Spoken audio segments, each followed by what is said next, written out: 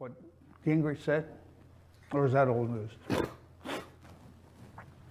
Good morning from the office. I'm your host, BKP, North Georgia's only live online morning show. I'm here with George McClellan. It's time for our state national.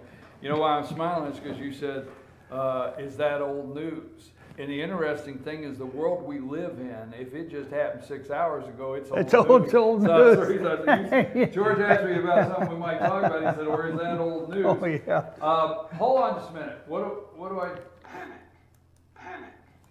Panic. That's what they're doing in Brooklyn. The Democrat Party. Yeah, oh, my God. Oh, yeah. God. That's where Hillary Clinton's campaign headquarters is. That's what's going on in Brooklyn. Wouldn't you like to be a fly on a wall for a while? I have said for weeks there's panic in Brooklyn. They don't know what to do. George, you brought this up, and I know we can't solve it, but you said something I think you're 100% on. Hillary will not voluntarily leave. This is her life passion. No chance of it. She can't be talked out of it. The DNC can urge her, but if she leaves this campaign, it'll be feet first on the stretcher. And that's the only way she's going to get out. This woman has lived her entire life for the power of this office. And she's watched other people yield it. She lived her entire life for the power of the office, and she's also the right person for who's she running for? And let me say that, who's she running for? She's not running for the American people, George. Who is she running for?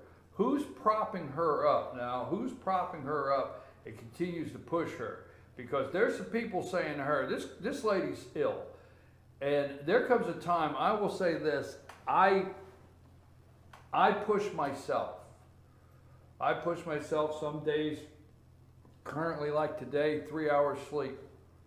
I push myself 7 days a week, and I actually enjoy it. But I do know when I feel bad, and I do know when I need to back up for my health, and I think we're all geared that way. She is, but here's my opinion, is she's not been healthy for a while, and there's a couple people behind her saying, no, we gave you this, we gave you this, we put you here, you will keep going. You will do what we say. You will push on because you're doing it for us. Well, there's only one name, George Soros. George Soros represents the progressive side of the political spectrum. He's got all the money in the world. He almost brought England to its knees, shorting the British pound many years ago. He is the manipulator in chief. I wrote a report one time, an essay one time on how both Hillary and Obama are his lackeys. He's calling the shots. What he wants is what they will do. Never lose sight of George Soros and the progressives. So then let's ask this question. If Soros is seeing the polls in these battleground states, if Trump gets up today and he's tied in Ohio, and that's just that simple, then that means he's leading in Florida, whether people want to accept it or not. He's leading. If he's tied in Ohio today, that means he's leading in Florida. That means he's leading by a large margin in Georgia. He's leading in North Carolina, and he's in striking distance in Michigan and Pennsylvania. If he's tied today, without a debate. And he just made his first media buy, and they've spent hundreds of millions of dollars. So, I for one think this behind-the-scene plan B is, what if Soros says, Hillary's got to go, and this is who we got to put in place? Well, it'd be Joe Biden. Do you think he would put Joe in place? Sure, absolutely. Well, I said long ago, people couldn't run. They couldn't run against Biden. Well, Biden would be tough to run against. Possibly, but he's so silly. He's just a fool, and he says foolish things and does foolish things. But let me bring a context to here. The progressives have been 100 years arriving at this point. They've been more active in the last 50 since LBJ introduced his Great Society scheme, which has brought down America. This is a slow, rotting, purposeful rusting away of America's values. If Hillary should lose, if they should not get the presidency this time, they're not in a rush. All they got to do is wait 4 more years or 8 more years until they get somebody in there who is a Marxist, like Obama is. Obama's a Marxist. There's no doubt about it. That's his goal. That is absolutely his playbook. Being Muslim, he feeds on that like he feeds on Christianity. That's an excuse to go places and downplay the other guy. This is a slow evolution, a sinister one to be sure, but they're going to move on and on and on. And when you look at the wide picture, you see what Putin is doing. Putin is trying to reestablish Russia the way it was during the Soviet Union. Communism is gone by name, but the totalitarianism isn't. And that's what they're introducing here. And what we have here, we even have the Muslim Brotherhood has been infiltrated years and years ago, infiltrated by communists, by Marxists, Russian Marxists, the KGB. Let's focus into something we all understand. The KGB is the operative arm of Russian politics. They're the ones that make it work. They've infiltrated everything, even our churches. And I would like to say, I watched an hour movie last night called Agenda. Agenda. Go to YouTube and see if it's there. Scare the hell out of you. It was at the Tea Party meeting. I mean, it'll scare the hell out of you. To realize how far these people have already gone. We lost America. Right now, what we're doing, we're just trying to figure out that we did and understand the reason why. Okay, well, point well taken, because what you're saying leads into something I have discussed with many people. If Trump wins the election, I don't want to discount. I know I'm an optimistic, and I am actually very hopeful that Trump would win the election, but I don't discount the challenger or the team that they have assembled within the world. So that being said, I don't want to discount that. So if Trump, my question is, and I've said to people, if Trump wins, well, that's great, and I'm on board with basically everything he's saying as far as build the wall and vet people. I mean, we did it in World War II. I watched it. I watched us vet people. I've read stuff where we vetted people in our history. So people are getting all up in arms over this thought of vet everybody. Newt said it yesterday. A young person, a student in the room, got up and said some kind of question I have in my notes. Trump wanted to vet Muslims or wanted to stop Muslims. Newt says we vet everybody. No matter where they're coming from in the world, we should vet them, period. Well, we always have done that. And we should. That being said, if Trump was to win, is that enough? Because my thought is, let's take Trump and Hillary out of it. The next president of the United States has to not peel the Band-Aid back. They got to rip it off. They have no choice if you want to reverse, because your example of the rotting fruit, I mean, Trump gets elected, progressives could just put that rotting fruit in a crisper for 4 years and say, hey, we'll get it back out and put it on a kitchen counter. They have learned the patience. We're well on our way. We have the colleges, we have the liberal think tanks. We've devised everything. 4 years is not the end of the world, which is taking us 100. Nothing. So my thought is, no matter who it is, has to rip the Band-Aid off. They have to make the changes in these unfunded liabilities that we have. They have to make the changes in Social Security, Medicare, Medicaid. They've got to make those changes. They have to make the changes in the Federal Reserve, or we're really not going to be any better off. Well, Trump is the only opportunity, and when he gets into office, he's got to immediately sweep all of the Muslims, all of the left wingers out of the State Department, out of the federal government. They have to go. They cannot be a Muslim or a communist and pledge allegiance to America. That's got to be the first task. George, we have to have a full House and a full Senate and a President of the United States that is not tied to being reelected. Well, just one time in this country's current history. The term limits is what. But they'll argue the Constitution says you are the term limits when you go vote. You are the term limits. That's a good argument, isn't it? But it's a good argument, but then that gets you into campaign finance, because you and I have seen on the local levels that a man or woman has $1 million and you go out there to challenge and you got 10,000. So I mean, all the arguments are out there, but the reality is everyone in Congress every 2 years, the minute they're elected, your local congressman has already probably, and I'm not trying to speak out of turn, has probably already started campaign financing, trying to raise campaign funds, because they're not even sworn back in January. Another 2 years down the road, they got to get reelected. And everything we're doing now is for re-election. Yeah, the whole show is for re-election. Yes. Yeah. And that's where the corruption comes in. That's absolutely corrupt. It's corrupt.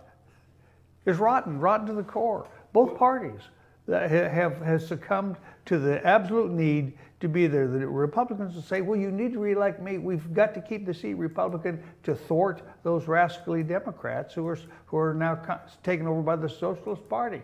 But in order even to succeed in that seat, you got to go along to get along. Why can't people see that? Why is that not so obvious that we need term limits? 2 weeks away from a debate. You said ain't going to be a debate. You still stand with that? It ain't going to happen. Okay. She's going to be sick. She's going to be sick. I can't make it. I've got a pneumonia, a relapse, something. It ain't going to happen. Okay. I was going to give you a chance. To recant? Well, maybe polish it up a little bit, adjust it, whatever. But well, you're still firmly no, I'm okay with that. Sure. I'm not going to question you, because I have said there are powerful forces working to make it happen, and that's the media. And the media wants it to happen, and already they're talking about, well, let's not have any moderators. All that's been thrown out there. Two of the scheduled debates have moderators who are definitely on the left and for Clinton, and then you have Chris Wallace, who is the last debate. So these people are all scrambling with one purpose in mind. Fix the microphone sounds like we're talking from the back of the room, so I don't know exactly what that means. Anyhow, George, I didn't mean to be rude. I want to take a brief break, see if we can get our audio adjusted. Fix the microphone, okay. And so we'll do a little adjustment. I'm going to take a brief break. I'm your host, BKP. Good morning from the office. Do you think Hillary will debate? Do you think there'll be a plan B for the Democrats? What do you think? Do you think when Hillary fainted, which she says she did not, but a doctor admits pneumonia at her age, just get serious, that she should have went to be with her grandchildren? Maybe it's viral. Deadly. You think she should have done that? Endangered those babies. Instead of going to the hospital? It's for the children. Folks, we're not getting the truth about this one, but I'm your host, BKP, and we'll talk about it when we come back. Take us a break line.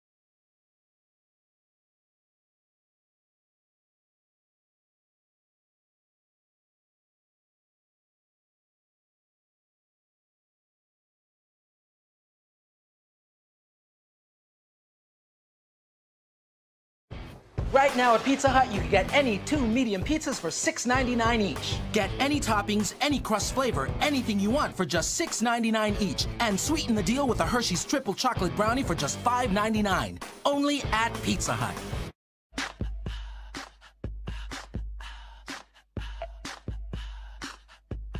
What you gonna do with all that junk?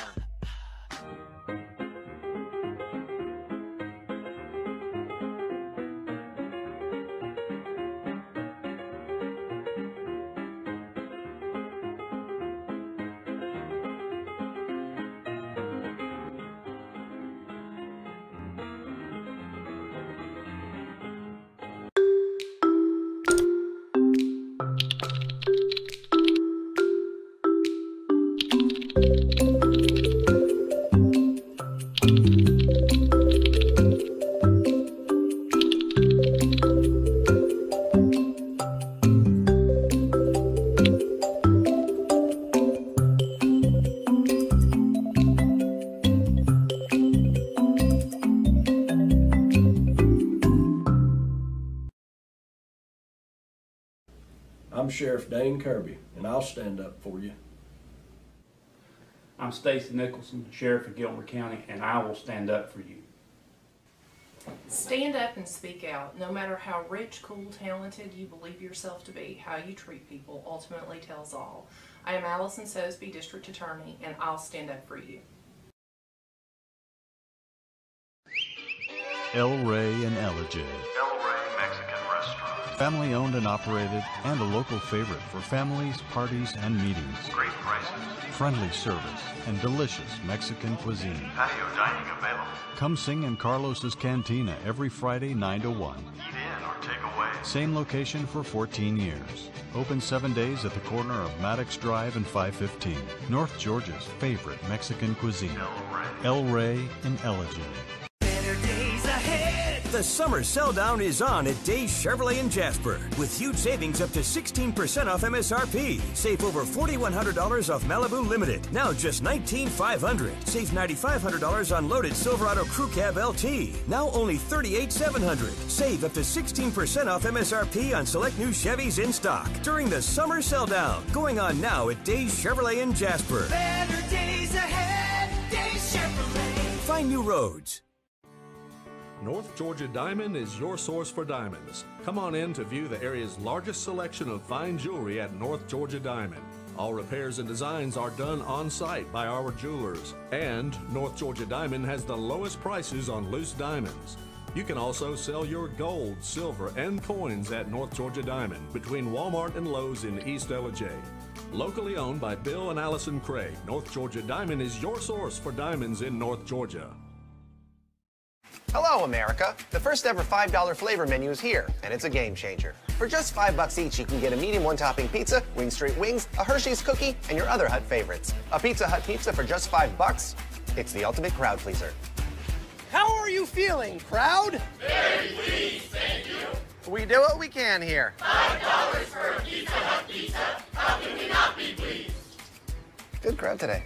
The $5 flavor menu, America's best pizza deal, only at Pizza Hut.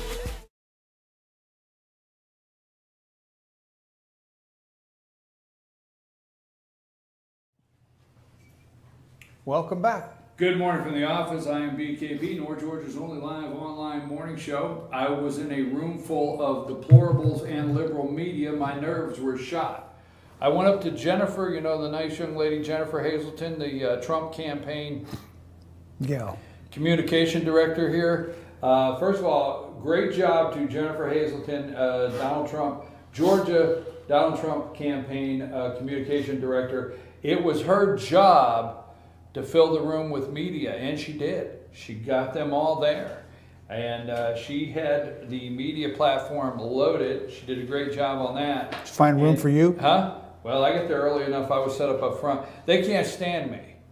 I know there's people out there laughing, yeah. But they can't because, see, their days are numbered. They show up with these cameras this big, and they show up with reporters, and the reporters all, it's like watching Anchorman. The reporters all get together, and you know, the guys at the AJC and the TV channels, and they've got these big cameras, and I show up like this, and I got a video up that's been, you know, viewed 1,000 times, and you know, people are watching it, and I show up with a camera like this, and you know, other than I'm not the best cameraman and I lost control every once in a while and it dropped down, I had to pick it up real quick. Outside of that, they can't stand to see me there, because you scoop them.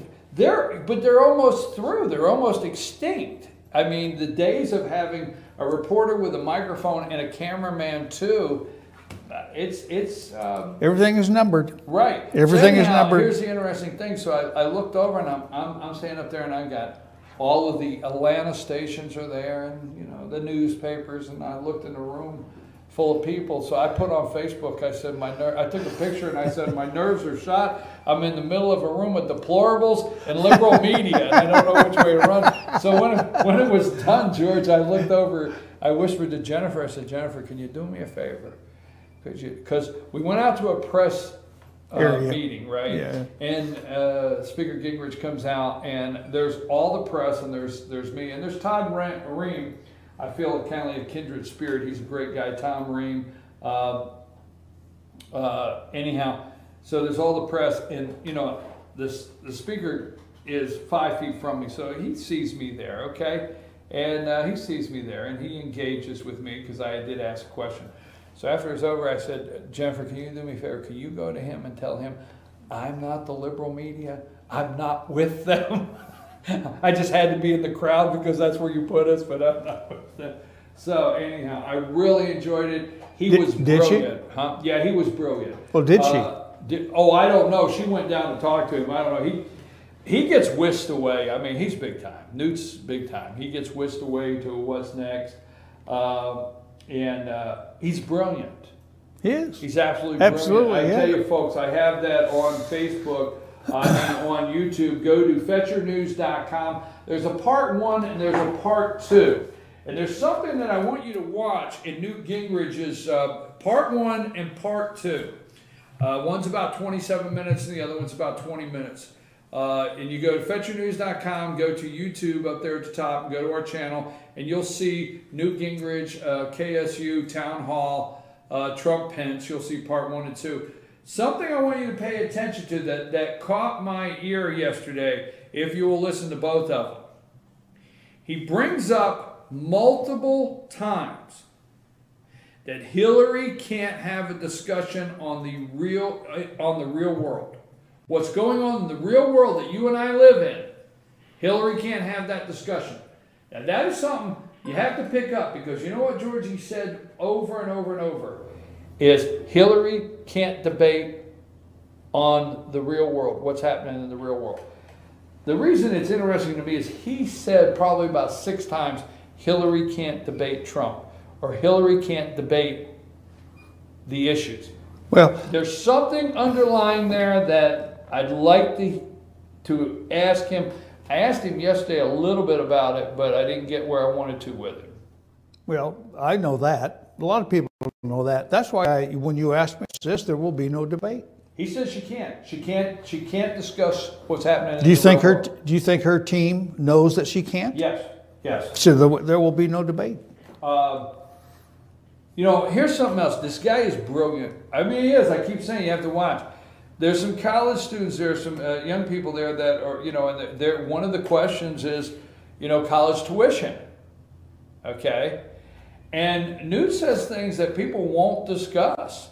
And he says, and he's looking at pretty much, maybe if there's 300 people in the room, if there's that many, it was packed. All that can get in the room is in the room. Actually, more than Hillary Clinton. And you know why Hillary Clinton fainted at the 9/11? Because all through her campaign, she hadn't seen that many people. Okay. All right. That's good, right? Yeah, that's a good one. Where's my drum roll? You're developing this pocky sense of humor. Yeah. Hillary hadn't seen that many people. But anyway, there was more people yesterday packed in that room for Newt Gingrich than you're seeing at a Hillary, and that's why they're panicked in Brooklyn, than you're seeing at a Hillary Clinton campaign event. More people. But anyhow, with the place being packed, one student got up and talked about, you know, the cost of college tuition. And Newt looked at a room full of kids and he says, hey, Have you ever noticed when you need that one credit to graduate, they don't offer it the next semester? They keep you over a year just to get that other credit. Pay attention, pay attention to how many times you just need that one credit. But that class is not available to you. I thought it was pretty good. Anyhow, brilliant. Yeah, the guy just is. But I want to talk about one thing. He went into, if you'll watch this, he broke down every one of Hillary. When Hillary said deplorables, Newt Gingrich, and this we don't have time for, this is a college course because he could teach, okay?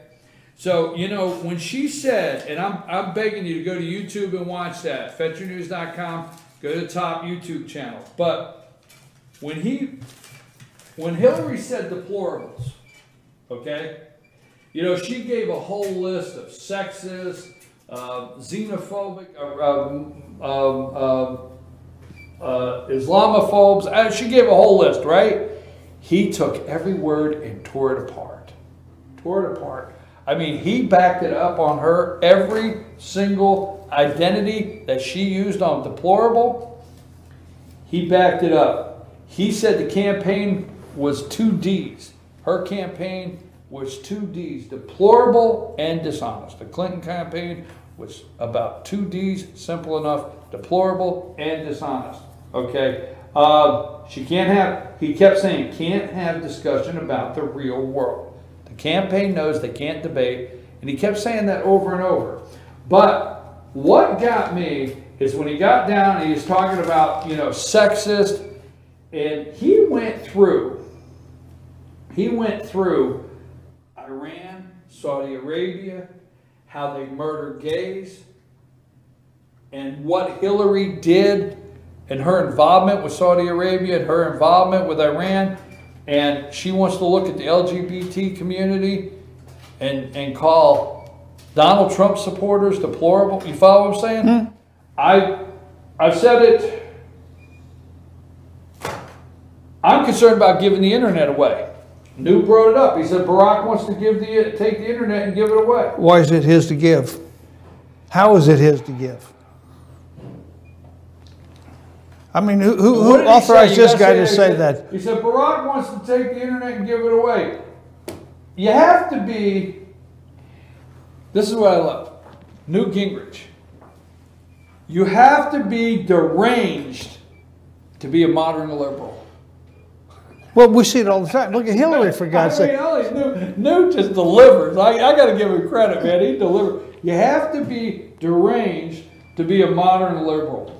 So that was, I have that video, but I'm concerned about giving the internet away this month. I'm concerned, George, the continuing spending resolution that nobody's talking about. I will say this, yes, Hillary has pneumonia. Yes, the Democrats are in panic. Yes, they're looking for a plan B. Yes, I think Donald Trump will win. But what the hell's going on up there in Washington, D.C. right now with... Behind our backs? Yes. Mm-hmm. While everything else is, they're looking at the left hand and the right hand is over here. What are they doing up there? Got it, okay. Yeah. What kind of continuing spending resolution are we going to get with still people like Harry Reid up there? What are we going to get? Ask Bill Coakley.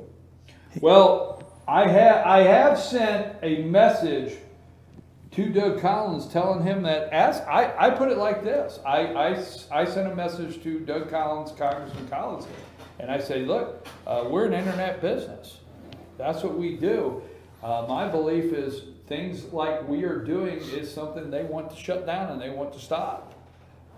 They want to stop and control the flow of information. And with much like what I do and what these young people do and the other writers that we have on FetcherNews.com, we have an open flow of information. And they want to stop that. So I'm concerned about the internet, and I've not heard back from, I'm not saying they're not doing anything, but I've not heard back from the Collins, Congressman Collins yet about this giving away. Bill, call us on the phone. I know you're watching this show. Call Brian and answer that question. Because I want to know what is, and I know Ted Cruz is working hard on it and several others. But play this real quick before we go to break, Lonnie. This happened yesterday. this is a mess that we're not talking about. Forget pneumonia. I want Hillary to be okay, but forget pneumonia. Play this real quick. I don't have headphones, but play this again. Start there at the 3-minute, whatever it is, yesterday. Chafis in the FBI.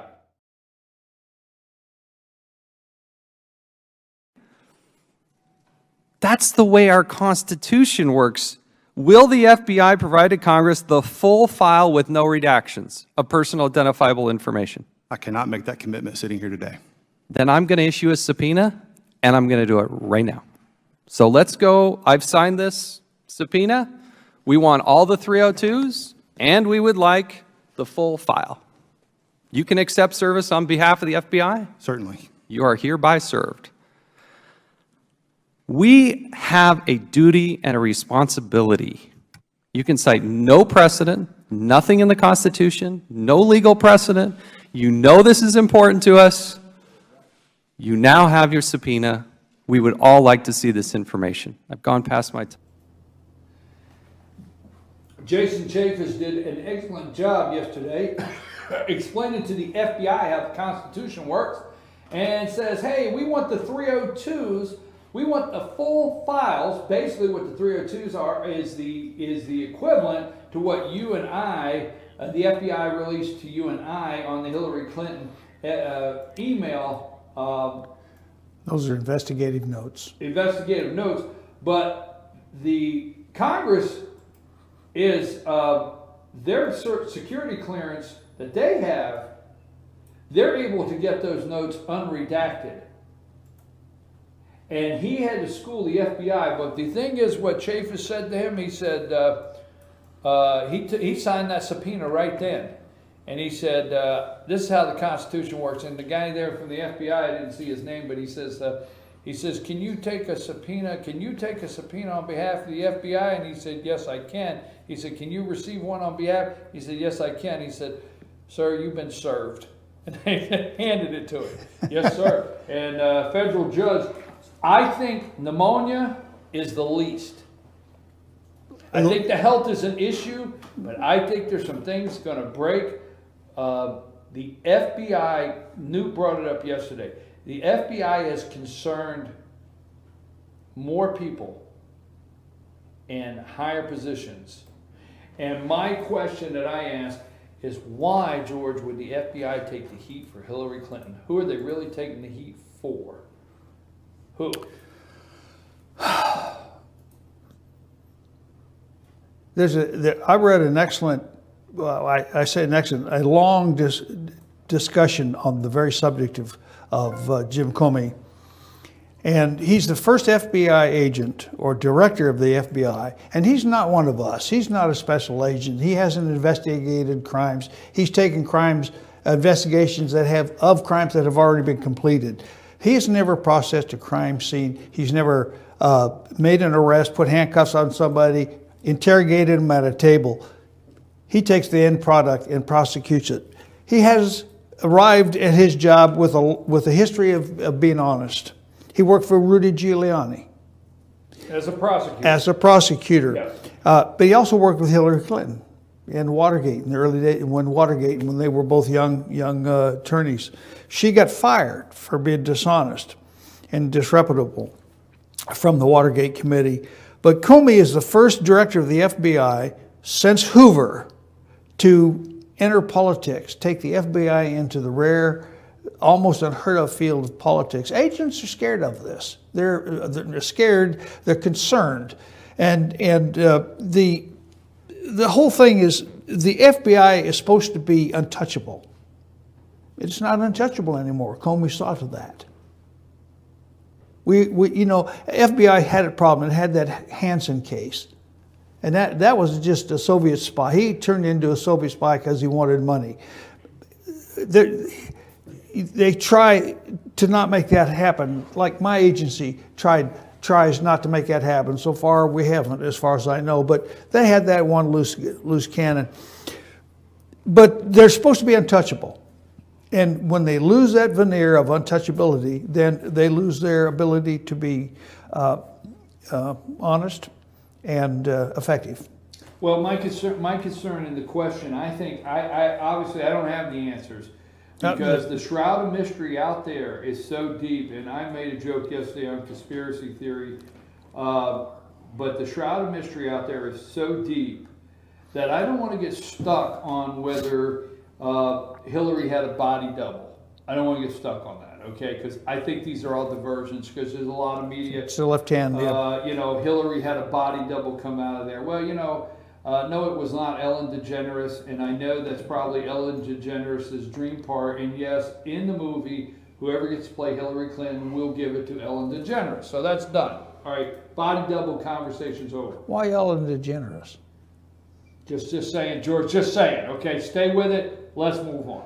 So anyhow, that was not Ellen DeGeneres that came out of the Chelsea Clinton's part. The pneumonia. I don't care. I do not want Hillary to be unhealthy. I don't care. You know what jury said yesterday? They've been indicting this woman for 30 years. You'd collapse too sooner or later. Yeah, Hillary, he said, sooner or later. He said, that's a tough bird. So they've been indicting her and investigating her for 30 years. Sooner or later, you'd fall over too. Yeah. Well, I sent an email to the Democrat committee saying I was sorry that she was ill. I hope it was nothing trivial. Well, my concern is the underlying, and I am actually nervous for the country, not because Hillary is sick. I am not nervous for the country or the future of the country because she would even be president. That I understand. I am nervous about the republic for which it stands.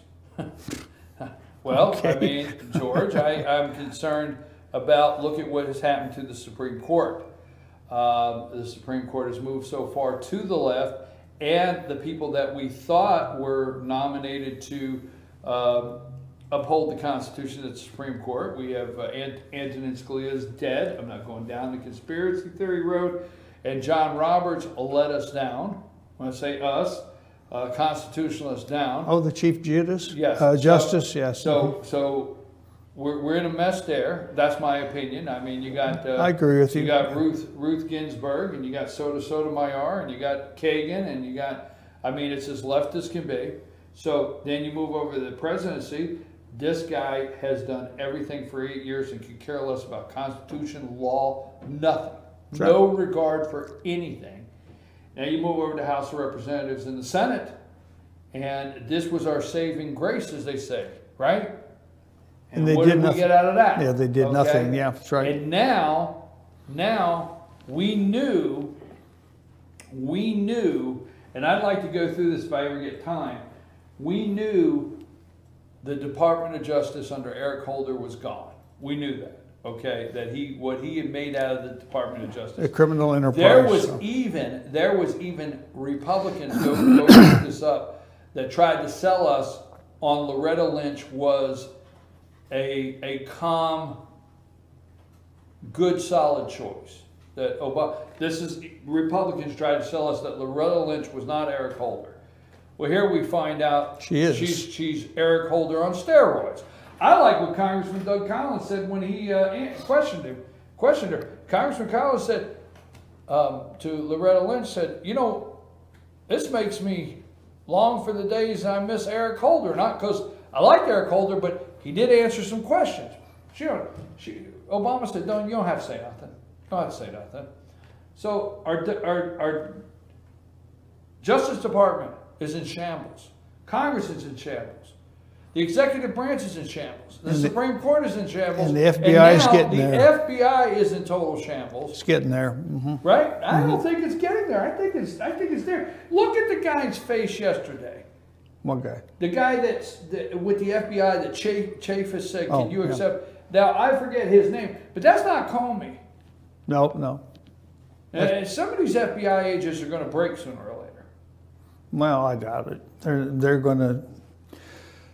It will be secret. It will not be in front of Congress, but Congress will be delivered through the back door. They will be notified somehow.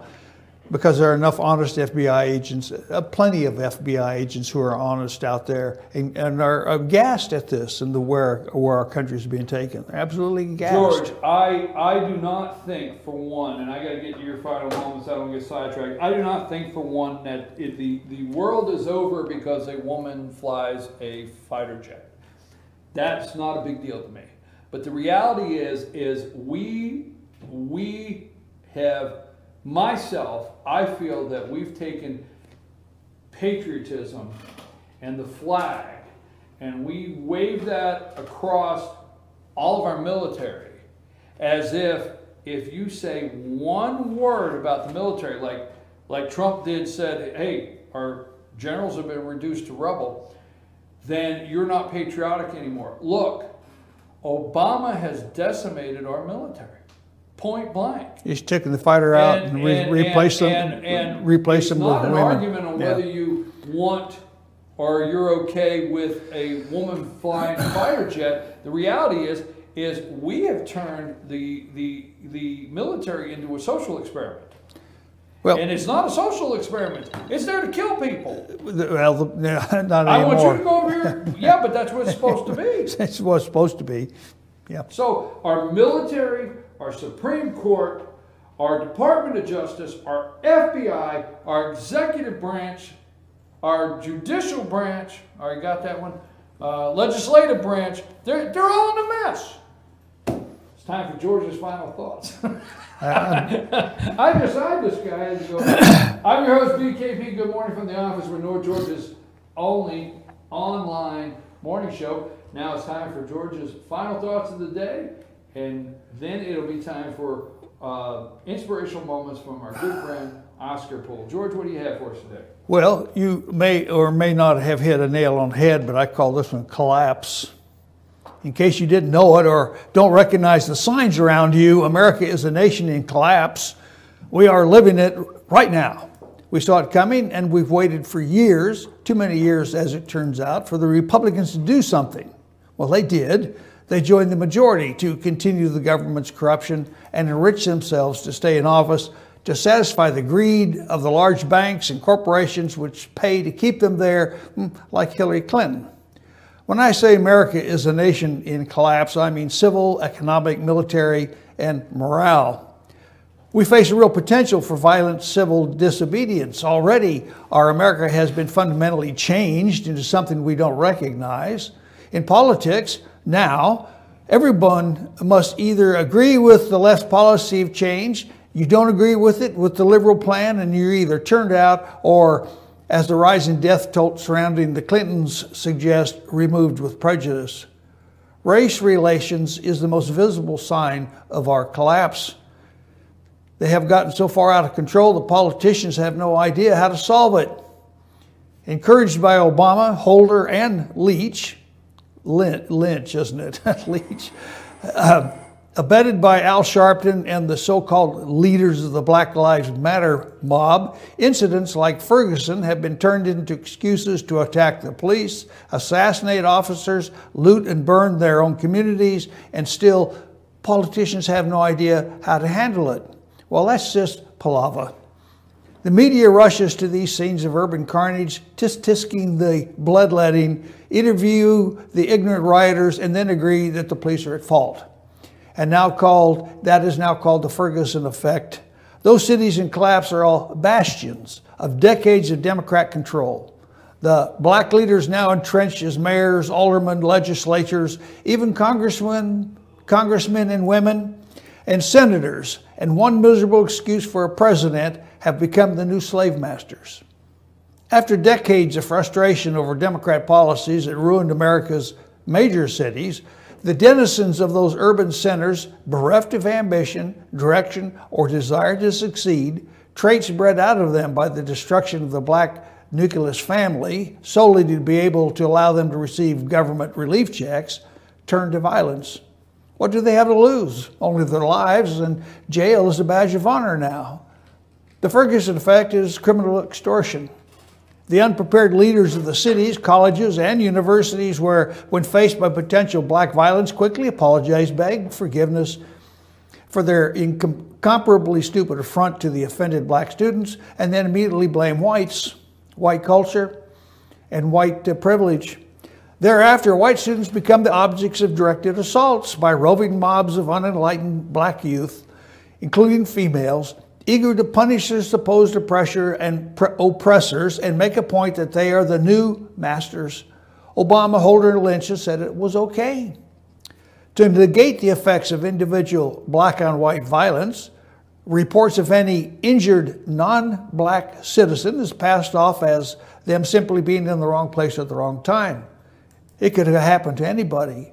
Senseless violence is the moniker they post and leave it until the story goes away, usually the next day after some other outrage has occurred. As uninvolved citizens aware of the chaos, we still need to perform our daily duties, and so we make adjustments to our lives. But we can no longer suppose that the police will be there to protect us.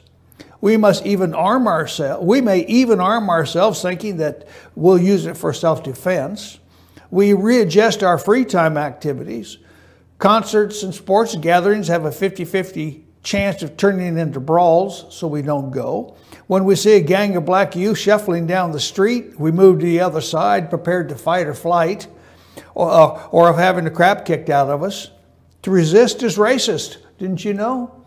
Remember, freedom is the goal, the Constitution is the way. Now go get them, get prepared.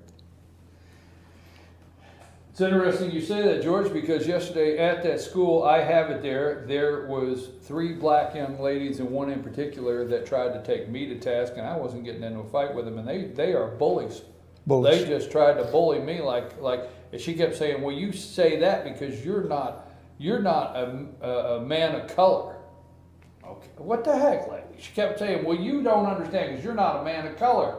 I'm like, okay, how about men of color being unemployed, the highest unemployment, anyhow? How about men of color being men? I know, I can hear it through the camera and what I forgot, I know that. I just want to see if you're listening. I gave the whole list, and you said, well, you forgot this. No, I didn't. The State Department is in a total mess. It has been a meltdown for years. Now, I'm not going to exclude everything that happened in the George Bush. You say George Bush this and Colin Powell this, and I'm not going to. But this goes all the way back with Madeleine Albright. Remember that? We're flying bombers over B-1s, B-1s. Over South Korea now to show the little whack job, the one that gives Hillary Clinton her fashion tips. Kim Young, Jill, Will, whatever his name is. We're flying those to kind of make him a little nervous. But remember, Bill Clinton, Madeleine Albright, Senator Madeleine Albright, Bill Clinton, normalized relations with Korea. Bill Clinton, what a Clinton will do for you. All right, the State Department's in a mess. They're crooks, they're criminals, they're thieves. They need to go to jail. They're making a mockery out of you, the American people. Exclusive from the Daily Caller. John Kerry's State Department funneled millions to his daughter's nonprofit.